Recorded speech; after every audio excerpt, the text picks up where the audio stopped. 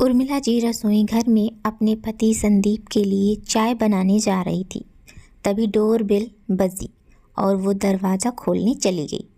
जब दरवाज़ा खोला तो सामने बेटे और बहू खड़े थे। उर्मिला जी उनको देख थोड़ा आश्चर्यचकित हुई। बेटे और बहू ने नमस्ते कहा तो उन्होंने नमस्ते का जवाब देते हुए अंदर आने को बोली। वो पति के कमरे में गई। अनूप और प्रिया आए हैं।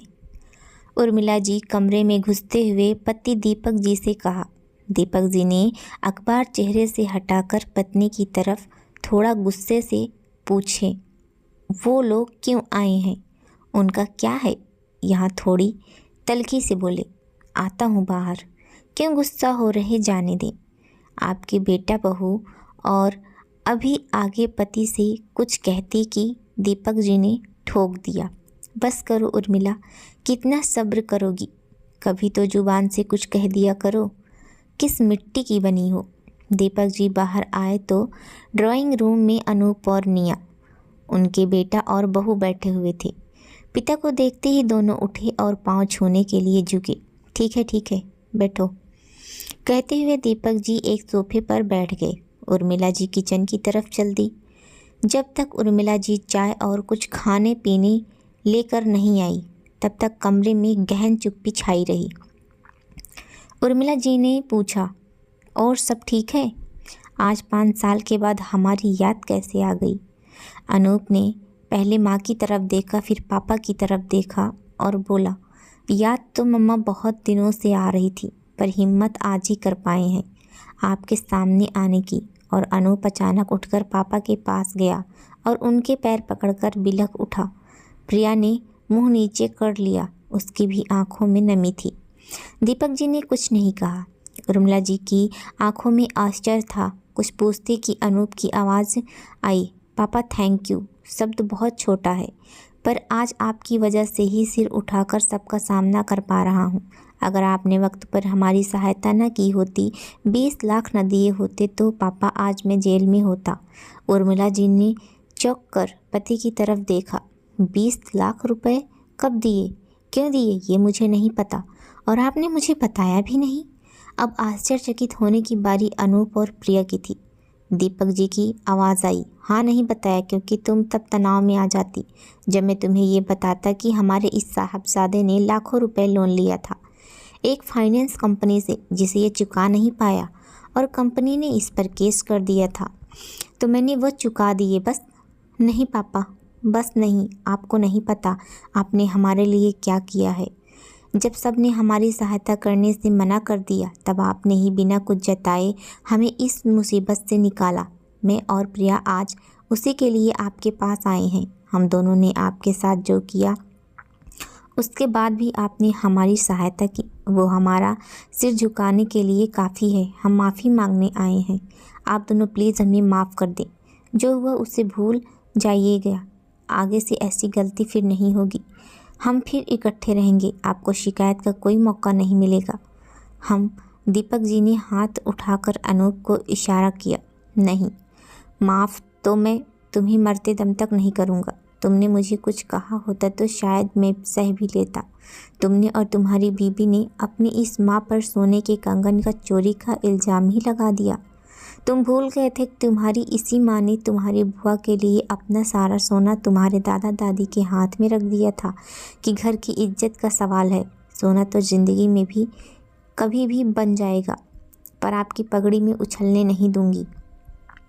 खुद नौकरी करते हुए भी कभी पैसों का मोह नहीं रखा। तुम्हारी पढ़ाई लिखाई, तुम्हारे करियर को बनाने के लिए उसने क्या क्या नहीं किया, मुझसे पूछो। और तुमने अपनी माँ को ही चोर बना दिया। तुम्हारी बीबी ने तुम्हारी माँ की अलमारी की तलाशी तक ले ली और तुम उसका साथ भी दे रहे थे तलाशी में। तुमसे एक बार भी विरोध में कुछ कहा नहीं गया। इसका अर्थ तो ये था ना कि तुम्हें भी लगता था कि तुम्हारी माँ ऐसा कर सकती है। और बाद में वो कंगन इसे प्रिया की अलमारी के नीचे से मिला तो बड़े आराम से कह दिया कि सॉरी, कभी कभी ऐसा हो जाता है। बरखुरदार, वो माँ थी तुम्हारी, तुमने सोचा भी कैसे? तुमने तो वही किया जो तुम्हारी पत्नी ने करवाया। तुम्हारी पत्नी तो किसी और के पेट की थी, लेकिन तुम तो हमारे अपने थे ना। माँ को रुसवा करने से तुमने कोई कसर नहीं छोड़ी। ये बात मैं ऊपर जाने के बाद भी नहीं भूलूंगा, और माफ़ी तो बहुत दूर की बात है। मैं तो तुम दोनों की शक्ल भी नहीं देखना चाहता। साथ रहना तो भूल ही जाओ। आज मुझे मेरा ईश्वर भी आकर कहेगा ना कि इन्हें माफ़ कर दो, तो भी मैं तुम्हें माफ़ नहीं करूँगा। इस देवी का अपमान करके मेरे स्वाभिमान पर एक चोट है। सहायता भी इसीलिए की थी कि अगर तुम्हारे जेल जाने की खबर इसे मिलती तो ये उसी दिन ऊपर चली जाती, और मैं इसे खोना नहीं चाहता। तो वो सब मैंने तुम्हारे लिए नहीं, अपने लिए किया है। हाँ, अगर तुम्हारी माँ तुमसे मिलना जुलना चाहती है, तुमसे रिश्ता रखना चाहती है, तो ना मैंने पहले मना किया था, ना अब करूँगा। फैसला उसका है, कोई दबाव नहीं है। पर मुझसे तो तुम दोबारा जुड़ने की उम्मीद भी मत रखना। कहते हुए दीपक जी उठकर घर से बाहर ही निकल गए। अनूप ने माँ की तरफ देखा तो उर्मिला जी बोल उठी, बेटा शायद तुम्हें ये बात अभी नहीं समझ आएगी, पर जब तुम खुद बाप बनोगे तब समझोगे कि औलाद का एक गलत कदम ही माँ बाप को तोड़ने के लिए काफ़ी होता है। माँ बाप तो अपने ही होते हैं, बस औलाद ही बदल जाती है। कमरे में चुप्पी का ये आलम था कि सुई भी गिरती तो आवाज़ हो जाती।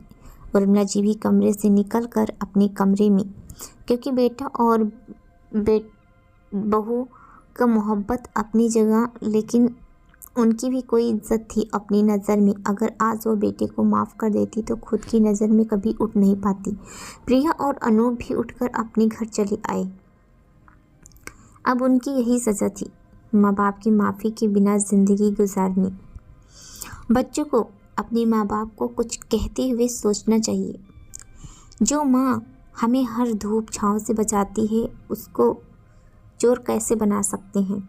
हमें खुद से शर्म आनी चाहिए। कैसे हम अपने माँ बाप को ऐसा बोल सकते हैं। हम बच्चों को थोड़ा सोचना समझना चाहिए कुछ कहते हुए। माँ बाप तो वो हस्ती है जो कभी अपने बच्चों को बुरा नहीं चाहते हैं। माँ बाप के साथ कभी बुरा व्यवहार न करें। पूरी कहानी सुनने के लिए आप सभी को बहुत बहुत धन्यवाद। मिलते हैं एक नई कहानी के साथ एक नई वीडियो में। धन्यवाद दोस्तों।